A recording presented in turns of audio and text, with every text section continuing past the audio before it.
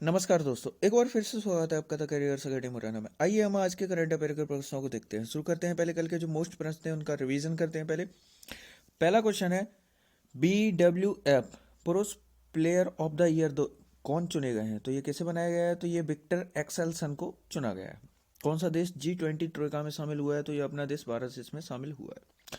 विश्व मृदा दिवस 2021 ये कब मनाया गया है? तो ये 5 दिसंबर को मनाया गया है। 10वीं वार्षिक विश्व सहकारी मॉनिटर रिपोर्ट कौन सी कंपनी कंपनी रिपोर्ट में कौन सी कंपनी शीर्ष पर रहा है? तो ये इफ्को कंपनी, जो भारत की जो अपनी इफ्को कंपनी है फर्टिलाइजर, ये टॉप पर रही है। नेक्स्ट क्वेश्चन है, इंद्रप्रस्थ गैस लिमिटेड के नए निदेशक कौन बन गए हैं? तो ये पवन कुमार बन गए हैं। नेक्स्ट क्वेश्चन है, 2017 से 19 की अवधि के लिए सातवां डॉक्टर MS स्वामीनाथन पुरस्कार किसने जीता है? तो B प्रवीण राव के द्वारा जीता गया। हाल ही में भारत सरकार ने गुणवत्ता पूर्ण शिक्षा के लिए किस बैंक के साथ 3,752 करोड़ रुपए का समझौता किया है? तो ये ADB एशियन डेवलपमेंट बैंक के साथ किया है। Naoroji pioneer of Indian nationalism शीर्षक वाली पुस्तक को पुस्तक ने बुक प्राइज 2021 जीता है। तो ये पुस्तक किसके द्वारा लिखी गई? दिनयार पटेल के द्वारा ये पुस्तक लिखी गई। 3 दिसंबर 2021 को भारत के प्रथम राष्ट्रपति डॉक्टर राजेंद्र प्रसाद जी की 137वीं जयंती मनाई गई है। नेक्स्ट क्वेश्चन है, एशिया यूथ पैरालंपिक 2021 में कशिश लाकड़ा ने क्लब थ्रो में जो है गोल्ड मेडल जीता है। कौन सा गोल्ड मेडल जीता है? और अभी तक आपने चैनल को सब्सक्राइब नहीं किया है तो चैनल को सब्सक्राइब करें, बेल आइकन दबाएं, जिससे कि आपको नए वीडियोस की नोटिफिकेशन मिल सके। वीडियो को लाइक करें और अपने फ्रेंड्स के इसको शेयर जरूर करें। साथ ही आप हमें इंस्टाग्राम पर भी फॉलो कर सकते हैं और टेलीग्राम चैनल को भी ज्वाइन कर लें, जिससे कि आपको सारे वीडियो और PDF की फाइलें एक साथ मिल सके। शुरू करते हैं आज का करंट अफेयर। आज के करंट अफेयर का पहला क्वेश्चन है, हाल ही में एक्कुवेरियन अभ्यास 2021 संयुक्त सैन्य अभ्यास है भारत और किस देश की सेना के बीच आयोजित हुआ है? तो ऑप्शन है आपके श्रीलंका, मालदीव, बांग्लादेश, नेपाल। तो इस क्वेश्चन का आपका राइट आंसर ये हाल ही में जो आयोजित हुआ है ये भारत और मालदीव के मध्य आयोजित हुआ है। किसके? भारत और मालदीव के। तो इसका राइट आंसर मालदीव है। इसके बारे में हम और डिस्कस करें तो भारत और मालदीव के बीच एक्वेरियन सैन्य अभ्यास का ये 11वां संस्करण मालदीव के कड्डू द्वीप में आयोजित हुआ है। तो ये कौन सा संस्करण है? ये 11वां संस्करण है। इस सैन्य अभ्यास का उद्देश्य अंतर्राष्ट्रीय आतंकवाद के खतरे को समझने, आतंकवाद और विद्रोहियों से निपटने की कार्रवाई आयोजित करने तथा सर्वोत्तम सैन्य कार्य प्रणालियों और अनुभवों को साझा करने के मामले में तालमेल एवं अंतर संचालन में वृद्धि करना है। यह इसका 11वां संस्करण था। इसका जो आयोजन है ये मालदीव में किया गया है। नेक्स्ट क्वेश्चन देखते हैं, अंतर्राष्ट्रीय स्वयंसेवी दिवस 2021 कब मनाया गया है? तो अंतर्राष्ट्रीय स्वयंसेवी दिवस 2021 ये कब मनाया गया है? ऑप्शन है 4 दिसंबर, 5 दिसंबर, 6 दिसंबर या 7 दिसंबर। तो इस क्वेश्चन का आपका राइट आंसर है ये हाल ही में मनाया गया है, जो आपका ये 5 दिसंबर को मनाया गया है। तो इसका राइट आंसर 5 दिसंबर हो गया। 5 दिसंबर को अंतर्राष्ट्रीय स्वयंसेवी दिवस के रूप में मनाया गया है। अब ये क्या चीज़ है, इसके बारे में हम डिस्कस करें तो अंतर्राष्ट्रीय स्वयंसेवी दिवस, जिसे आर्थिक और सामाजिक विकास के लिए अंतर्राष्ट्रीय स्वयंसेवी दिवस भी कहा जाता है, हर साल 5 दिसंबर को मनाया जाता है। इस दिन को मनाने का मुख्य उद्देश्य स्वयंसेवकों और संगठनों के प्रयासों का समर्थन करना और सरकारों को उनके हितों के लिए प्रोत्साहित करना है। तो अंतर्राष्ट्रीय स्वयंसेवी दिवस 2021 की जो आपकी थीम है, स्वयंसेवक अब हमारे सामान्य भविष्य के लिए, इंग्लिश में है इसकी volunteer now for our common future. Next question देखते हैं, मिस ट्रांस ग्लोबल यूनिवर्स।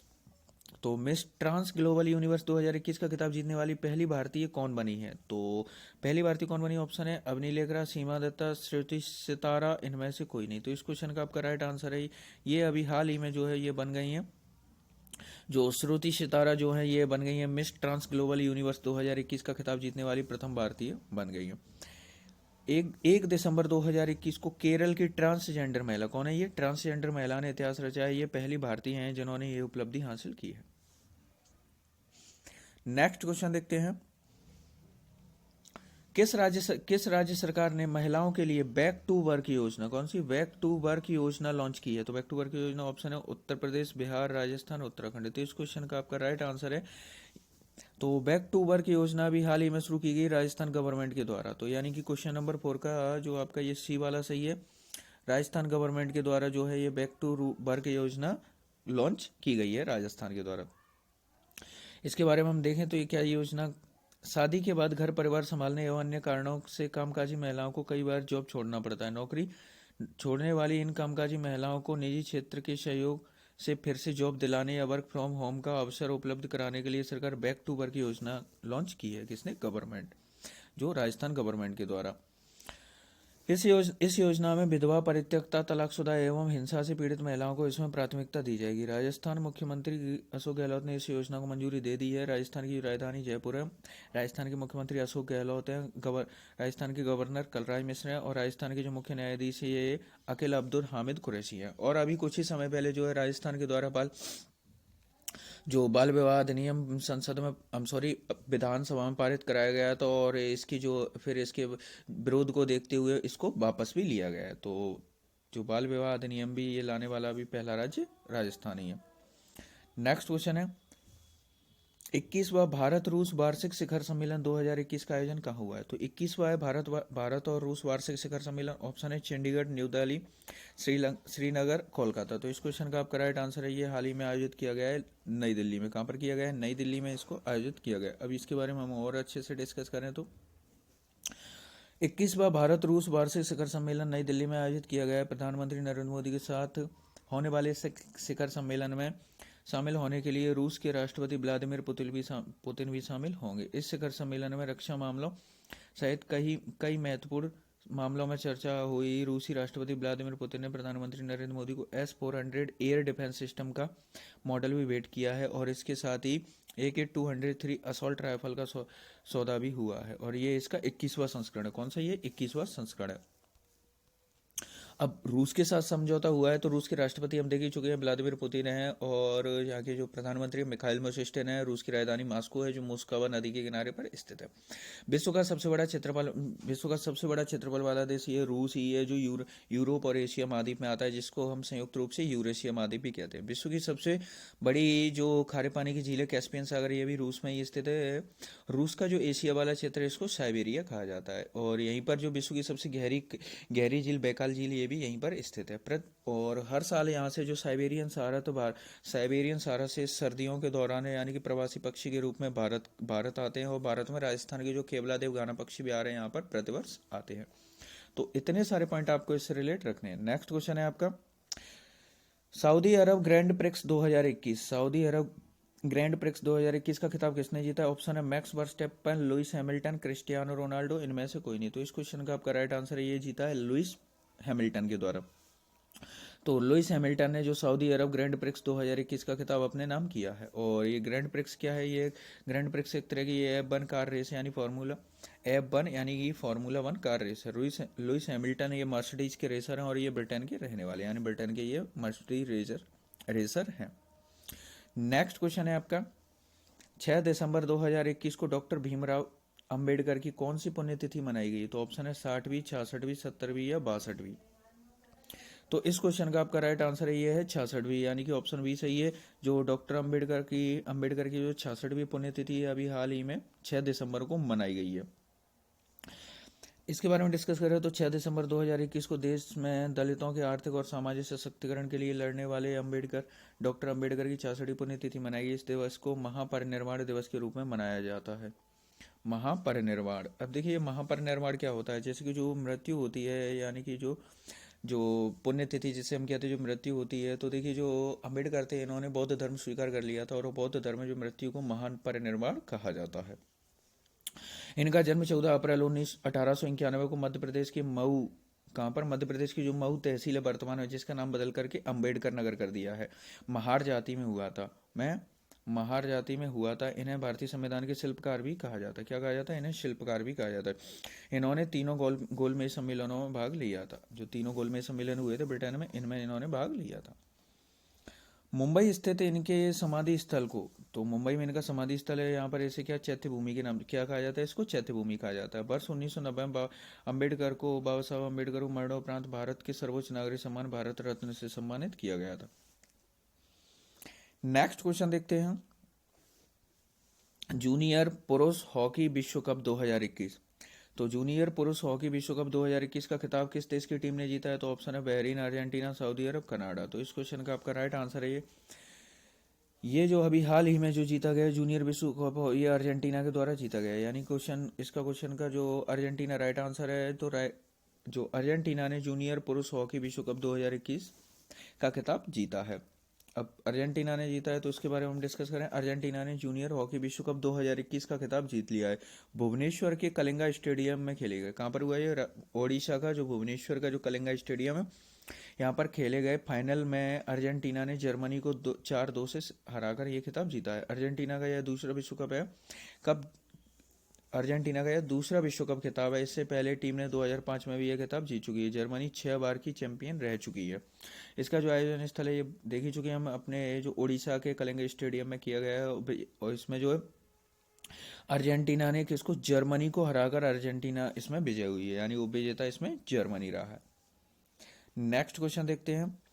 किस देश के जावा द्वीप स्थित, यानी जावा द्वीप पर शेमेरु ज्वालामुखी, कौन सा, शेमेरु ज्वालामुखी में अभी हाल ही में विस्फोट हुआ है, तो शेमेरु ज्वालामुखी में विस्फोट हुआ है, ये किस देश में स्थित है? ऑप्शन है जापान, इंडोनेशिया, इटली, इक्वेडोर। तो इस क्वेश्चन का आपका राइट आंसर है ये अभी हाल ही में इसका जो इंडोनेशिया का जो शेमेरु ज्वालामुखी है, कौन सा, इसका राइट आंसर है इंडोनेशिया। इंडोनेशिया का जो शेमेरु ज्वालामुखी में अभी हाल ही में एक विस्फोट हुआ है, तो इसका राइट आंसर हम देख ही चुके हैं इंडोनेशिया। तो अभी इसके बारे में और डिस्कस करते हैं हम।